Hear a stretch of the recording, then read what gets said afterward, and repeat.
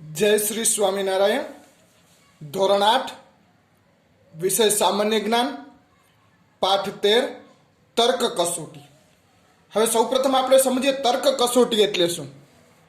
તો તર્ક કસોટી એને કહેશું કે જેની અંદર તમે કોઈ પ્રશ્ન એવો હોય કે જેને સમજવાનો હોય, પાકો કરવાનો હોય, સમજીને કાર્ય કરવાનું હોય। આપણે આની અંદર જોશું કેવી રીતના સમજવાનું હોય છે। તો આપણે પેલી સૂચના વાંચીએ। નીચે આપેલા દરેક પ્રશ્નમાં લીટીની ડાબી બાજુ દરેક પ્રશ્ન ચોરસનો એક ભાગ આપેલ છે। લીટીની જમણી બાજુ ઉત્તર આકૃતિને 4 આકૃતિ આપેલ છે, તેને ક્રમ 1, 2, 3 અને 4 નંબર આપ્યા છે। આ 4માંથી એક આકૃતિ ડાબી બાજુની પ્રશ્ન આકૃતિનો બીજો ભાગ છે, તેમાંથી સાચી આકૃતિ શોધીને તેનો નંબર અક્ષર ઉત્તર આકૃતિ પાસે આપેલા ખાનામાં લખવાનો છે। એનો સીધો મતલબ એવો છે કે આ એક ભાગ આપેલો છે અને આનો જે બીજો ભાગ છે અહીંયા આ 4માંથી એક છે, તો એના માટે શોધીને આપણે લખવાનો રહેશે। તો આપણે સૌપ્રથમ જોઈએ તો અહીંયા કને આપણે શોધીશું કઈ રીતના।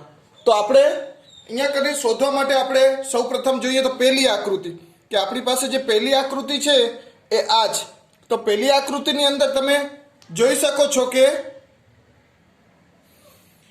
હવે આ આકૃતિ એક ભાગ છે, આનો બીજો ભાગ સામે, એટલે આપણે જોઈ શકીએ કે જે આ ભાગ છે એને અનુરૂપ બીજો ભાગ સામે હોવો જોઈએ। તો આની અંદર આપણે જોઈએ તો અહીંયા જોઈએ તો આ ભાગ અહીંયા કમ્ફર્ટેબલ આવતો નથી, એવી રીતના જોઈએ તો આ ભાગ પણ નથી ને આ ભાગ પણ નથી। તો આપણી પાસે આ ભાગ છે એનો આ જે છેડો છે એ આ છેડો અહીંયા કને આવી જશે અને આ જે ભાગ છે સામે એ આની અંદર આવી જશે, એટલે પૂર્ણ ચોરસ બનશે। એનો મતલબ કે આ આકૃતિ સામે 1 નંબરની આકૃતિ કમ્ફર્ટેબલ આવે છે, એટલે કે જોડાય છે, જેના કારણે ચોરસ બને છે। તો આપણે સૌ પ્રથમના જે પહેલું જ છે એનો જવાબ આવશે 1, એટલે 1 લખીશું ખાનાની અંદર। પછી બીજા નંબરની આકૃતિ એવી રીતના જોઈએ તો આ આકૃતિ એમાં લાગુ પડતી નથી। આ આકૃતિમાં તમે જોઈ શકો છો કે અહીંયા કને જે ભાગ છે એ ભાગ અને આનો ભાગ એ સેટ થતો નથી, સામસામે આવતું નથી, પણ અહીંયા કને જે ભાગ છે એ ભાગ અને આ ભાગ સેટ આવે છે, આ પણ સેટ નથી આવતો, એટલે કે આ બીજા નંબરની જે આકૃતિ છે એ અહીંયા કને આવે છે, એટલે આપણે લખીશું બીજા નંબરની આકૃતિ અહીંયા પહેલા નંબરની આકૃતિ। એટલે એનો જવાબ છે ચોરસ બનવું જોઈએ, કે આ ભાગ આની ઉપર ગોઠવીએ તો કમ્પ્લીટ ચોરસ બને છે। એવી રીતના ત્રીજા નંબરની આકૃતિ તમે જુઓ છો તો આ ભાગ આની ઉપર મૂકતા સેટ થતું નથી, એટલે આ પણ નહીં આવે। આની અંદર સેટ કરીએ તો પણ નહીં આવે, કારણ કે આ ભાગ અંદરની સાઈડ છે અને આ ભાગ સીધો છે। અહીંયા કરે સેટ કરીએ તો અહીંયા સીધો છે, એટલે આ પણ નહીં આવે। જ્યારે આની અંદર તમે મૂકશો તો આ ભાગ કમ્પ્લેટ આની અંદર ચોથી આકૃતિની અંદર આવીને બેસી જશે અને કમ્પ્લેટ ચોરસ થશે, એટલે અહીંયા કને નંબર આવશે 4 નંબરની આકૃતિ છે એનો જવાબ આવશે। એના પછી ચોથા નંબરનો પ્રશ્ન જોઈએ તો આની સામે આપણે ગોઠવવાનું છે, તો અહીંયા સીધી લીટી છે, અહીંયા સીધી લીટી છે અને અહીંયા સીધી લીટી છે, એટલે કે અહીંયા કને જો તમે જુઓ તો આ ક્રોસ આવે છે, એ અહીંયા કને ત્રણેયમાં ક્રોસ રહેતું નથી, એટલે કે આ નંબર જે બીજા નંબરની આકૃતિ છે એ જ ક્રોસ એક આવે છે, એટલે બીજા નંબરની આકૃતિ। એવી રીતના 5મા નંબરનું જોઈએ તો 5મા નંબરમાં ખાસ ધ્યાન આપજો કે સીધું તમે જોશો તમને એમ લાગશે ચારેયની અંદર આવી શકે છે, પરંતુ અહીંયા જોઈએ કે એક ભાગ છે એ થોડોક વધારે છે, બંને ભાગમાં થોડોક વધારે છે અને બંને ભાગની જે જગ્યા છે એ આ ભાગમાં થોડીક વધારે છે આના કરતાં, પણ અહીંયા જોઈએ તો બંને સરખું લાગે છે, એટલે આ પણ નહીં આવે। આની અંદર જોઈએ તો એક નાનું મોટું છે, પરંતુ આની સામે આ બહુ જ વધારે છે, એટલે આ પણ નહીં આવે।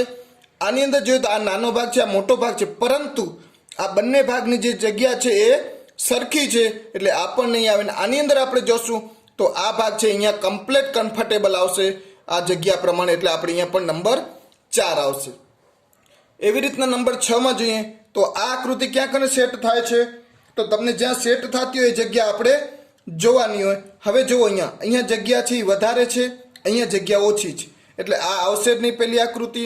ત્રીજી આકૃતિમાં જોઈએ તો પણ એ તકલીફ છે, ચોથીમાં પણ એ તકલીફ છે, બીજા નંબરની આકૃતિ છે એ કમ્ફર્ટેબલ એની સામે આવશે। તમારે ખાસ આ તમે જે કસોટી છે એને તમે કાગળની સાથે જો કરશો તો તમને વધારે ખબર પડશે કે કયો ભાગ કેવી રીતના બનતો હોય છે।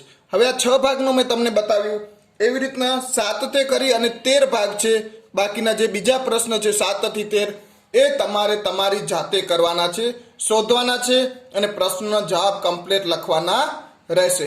તર્ક કસોટીના પ્રશ્નો તમારે આવી રીતના બધા કમ્પ્લીટ કરવાના છે।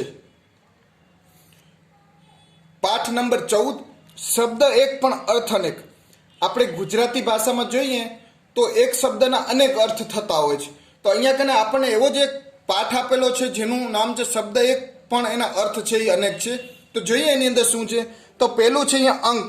હવે અંકમાં આપણે જોઈએ તો એના ઘણા બધા અર્થ થતા હોય. અહીંયા તમને જે અર્થ આપેલા છે એમાં આંકડો, ખોળો અને નાટકનો એક વિભાગ, એટલે કે નાટકનો જે એક ભાગ હોય એને પણ અંક તરીકે ઓળખવામાં આવે છે. એટલે અંકના તમે જે પોઝિશન છો, જે જગ્યાએ છો એ પ્રમાણે એનો ભાગ થતો. જો આપણે નાટક જોતા હોઈએ તો નાટકનો જે વિભાગ છે એને આપણે અંક તરીકે ઓળખીએ. ક્યાંક તમે ગણિતના દાખલાઓ ગણતા હો, જે આંકડાઓ છે એને પણ અંક તરીકે ઓળખવામાં આવતું હોય છે. એવી રીતના બીજું છે અંબર. તો અંબરનો અર્થ થાય છે આકાશ, વસ્ત્ર અને એક સુગંધી પદાર્થ. અંબરના બીજા પણ આ 3 અર્થ થાય છે. તો એ છે આકાશ, વસ્ત્ર અને એક સુગંધી પદાર્થ. ત્રીજું છે ઉપાધિ. તો ઉપાધિમાં થાય છે પીડા, આપદા, એટલે પીડા થતી હોય કોઈને એને પણ ઉપાધિ કહેવાય. અને કોઈકને પદવી, ડિગ્રી આપેલી હોય તો એને પણ ઉપાધિ તરીકે આપણે ઓળખતા હોઈએ છીએ. એના પછી ચોથો નંબરનું છે કટાર. કટાર એટલે વર્તમાન પત્રની એક કોલમ. જે આપણા ઘરે ન્યૂઝપેપર આવે છે, જેને આપણે લોકલ ભાષામાં એમ કહીએ છાપું આવે છે, એ છાપાની એક કોલમ હોય છે એને આપણે કટાર તરીકે ઓળખીએ છીએ. એ ઉપરાંત બે ધારું શસ્ત્ર હોય એને કટાર તરીકે પણ ઓળખવામાં આવતું હોય છે. પછી જે પાંચમું હાર. તો હાર એટલે એક પરાજય અને બીજી ફૂલમાળા. કે કોઈને પરાજય તમે આપો છો, ગેમ્સ છે કે કોઈ પણ બીજી જગ્યાએ જેવો પરાજય આપો છો તો એને તમે એક હાર તરીકે સંબોધો છો, અને બીજું તમે સંબોધો છો ફૂલમાળાને હાર તરીકે સંબોધતા હોઈએ છીએ. અહીંયા છઠ્ઠું છે ભાર. તો ભારના 2 શબ્દો છે વજન અને જવાબદારી. તો ભાર આપણે કહીએ તમારો વજન કેટલો છે એમ પણ આપણે કહી શકતા, અને ભાર કે આના ઉપર બહુ જ બધી જવાબદારી આવેલી છે તો એને પણ આપણે ભાર તરીકે ઓળખતા હોઈએ છીએ. એટલે ભારના પણ 2 શબ્દો અહીંયા આપેલા છે. એના પછી 7મું છે અર્થ. અર્થનો થાય છે હેતુ અને ધન. અર્થનો એક થાય છે ધન અને બીજો છે હેતુ શબ્દ, કે હેતુ નિસરતો હતો એને અર્થ તરીકે ઓળખવામાં આવે છે અને બીજું ધન તરીકે. 8મો પોઈન્ટ છે આપણી પાસે પ્રકૃતિ. પ્રકૃતિ એટલે આપણે જે કુદરતી દ્રશ્ય જે આપણે પ્રકૃતિ તરીકે ઓળખીએ છીએ. બીજું છે સ્વભાવ. સ્વભાવને કહીએ છીએ પ્રકૃતિ, કે માણસની પ્રકૃતિ આવી છે, આમનો ગરમ સ્વભાવ છે, આમનો ઠંડો સ્વભાવ છે, એને આપણે પ્રકૃતિ તરીકે ઓળખતા હોઈએ છીએ. એના પછી છે ખંડ. એટલે કે તમે જે ક્લાસરૂમમાં બેસો છો એ પણ એક ખંડ છે.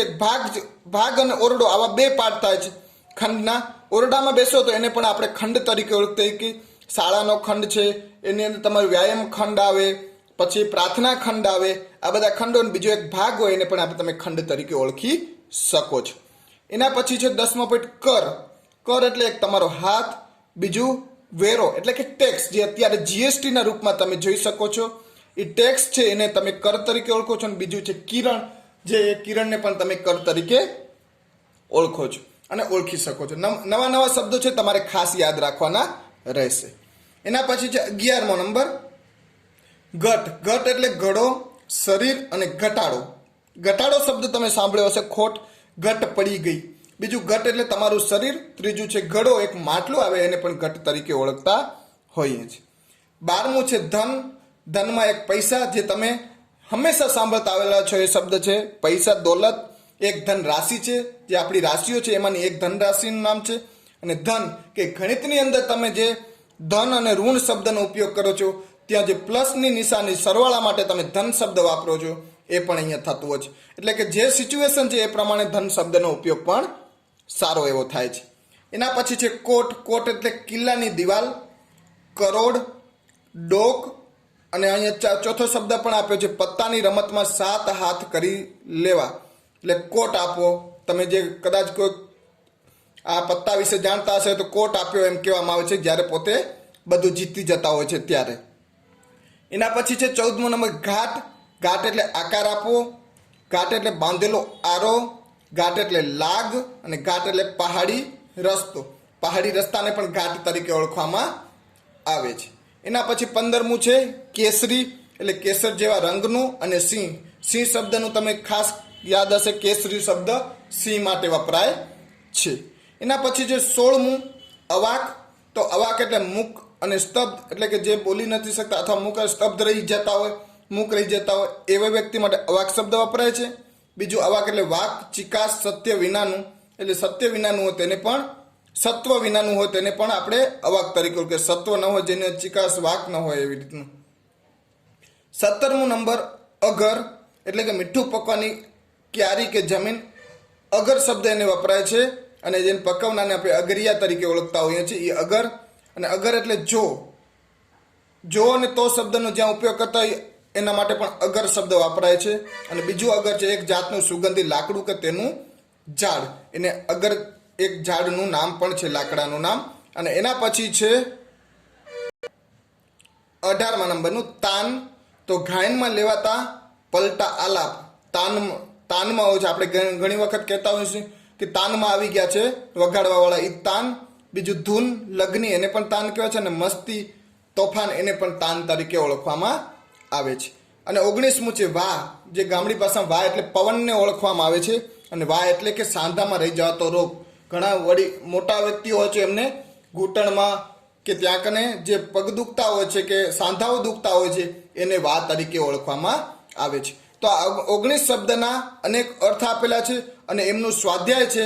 તો સ્વાધ્યાયમાં તમારે ઉપાધિ, ભાર, પ્રકૃતિ, ખંડ, કર, કોટ, તાન, અંબર, હાર અને અંક આટલા શબ્દો આપેલા છે. એના તમારે 2 શબ્દ અથવા એનાથી વધારે શબ્દ મળે તો તમારે અહીંયા લખવાના રહેશે અને એનો તમે જવાબ પ્રાપ્ત કરવાનો રહેશે.